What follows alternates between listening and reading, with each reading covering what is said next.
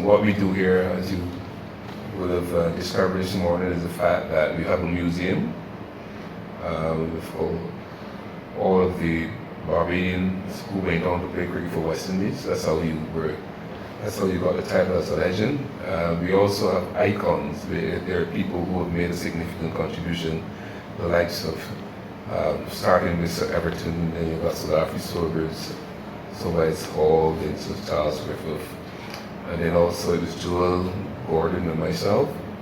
We were considered to be icons because I think what the government at the time wanted to do was make a distinction between the people who just played a test match from Barbados and people who made a significant contribution. Tell me about the Sirs. How many are there and who are they? I think there were 7 now. You've got the 3 W's, Yeah. which was Worrell Walker of Weeks, Sir Garfield Sobers, Sir Conrad Hunt, Sir Wes Hall, Sir Charlie Griffith now. I've been around the island and a lot of people have told me the history of Barbados cricket and the names are just ridiculous. Like, they just go on and on and on. Oh, yeah. But it's not until you walk around this museum and you take it all in and you see the pictures and you see it there in front of you, you realise just how many players have come from this place. Oh yeah, and when you look at the West Indies team at the moment, there's still a lot of Barbadians in the West Indies team, and hopefully next couple of years, they would also be carrying the title as one of the cricket legends of Barbados. And it is quite obvious that the island has produced some fantastic cricketers, the greatest cricketer the world has ever seen in Sir Alfie Sobers. So I think it's just fitting for us to have such a museum like what we've got downstairs. And what we are hoping that it would not be a big secret, because a lot of people keep saying to us that we didn't even know that you had this place here, and these are Barbadians. But if you're coming to the Kensington Oval, it's just across the road, isn't it? It's very, very easy to get to. Yeah, and we're open.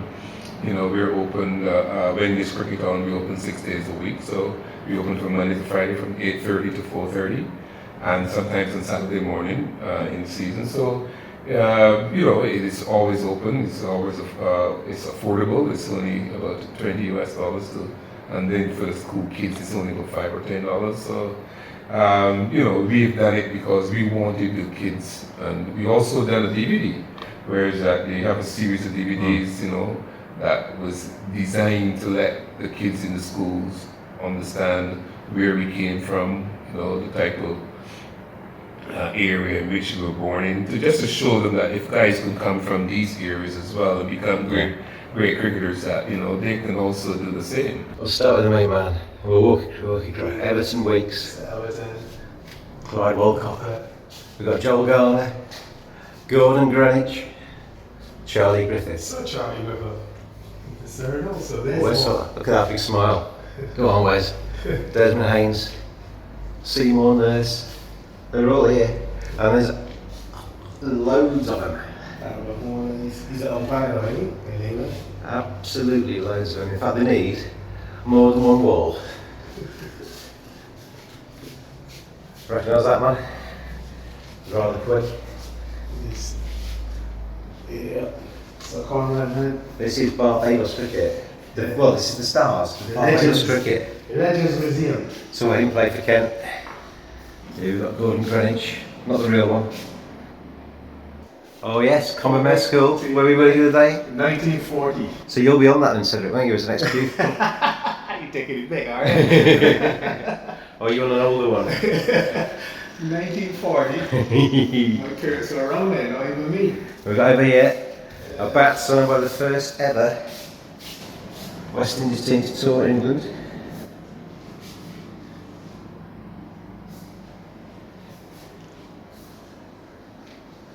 And you were telling me, Cedric, come over here. You were telling me about this. Yeah, this is it's called a radiofusion box. Back in the day, this was how we listened to cricket as little kids, especially if the West Indies were playing down under. It means you had to go to bed to get back up to listen to cricket at 3-4 o'clock in the morning. So this is what it means. It does not exist anymore nowadays of digital. People over a certain age, we've all done it in slightly different ways, but we've all listened to cricket when we've been under the duvet or whatever. Right. The Shell Shield, which was the regional tournament, which played between Jamaica, Barbados, Leeward Islands, Leeward Islands, Trinidad. We won that quite a few times over the years. Yeah. So you got like all the old kit that the guys wore and donated, West Indies caps. Some of the guys who have played. She's pretty.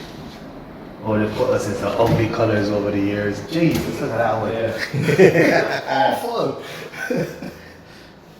That'd give you a migraine, wouldn't it? We have a store at the airport. We also got a store here which we sell memorabilia.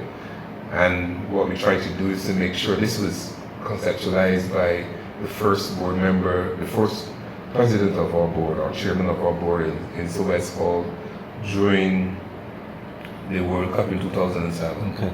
And the whole feeling was that, Barbados have produced so many great cricketers, we should have a legacy also that the youngsters coming on can see, the type of players that we have produced. If a youngster comes in here and they see off their own island the amount of people that have made it as professional cricketers, it gives them hope, doesn't it? Because it actually means that somebody like them, a few years ago, has actually gone on, like yourself, you travelled the world, you played Test cricket for the West Indies. It shows it's achievable, and it shows if you work hard enough, you can get there.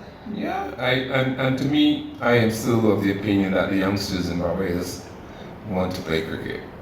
For all of my interaction, talking to parents and some of the players, I done a little bit, I coached a little bit there only last week. Vasco Drakes and myself, we went to Harrison College. Okay. And we done a little stint, with the youngsters there. They're very enthusiastic about the game.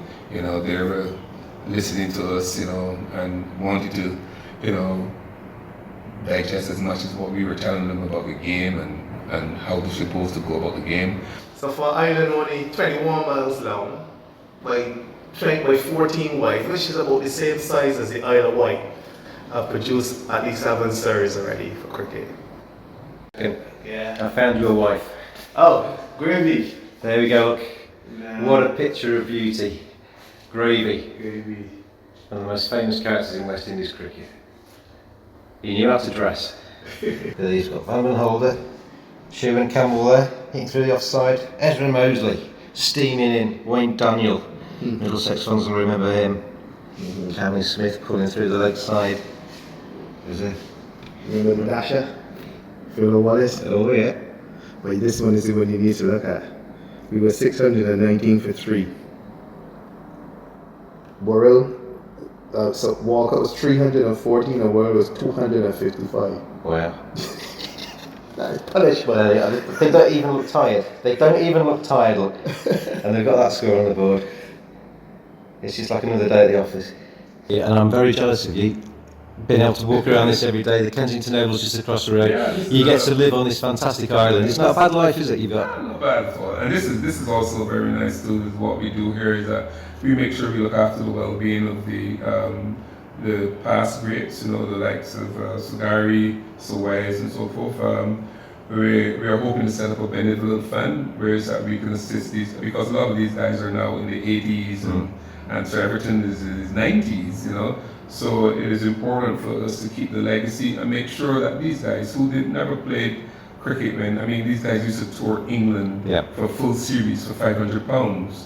So really and truly, the past greats never really make a hell of a lot of money from the game. And they wouldn't have had the physios then either, so their knees probably even sore. And if you look at them now, so Wes is struggling with his balance. You've got Seymour Nurse, who is on a dialysis machine. We've got the likes of, a lot of the fast bowlers who are struggling at the moment health-wise. And I think it's important for us to make sure that, things like this, not only in Barbados, but throughout the Caribbean, should be encouraged by our cricket board and by our governments, to make sure that these past greats who have made a significant contribution to the sport and tourism in the various countries, be looked after at a time of the need.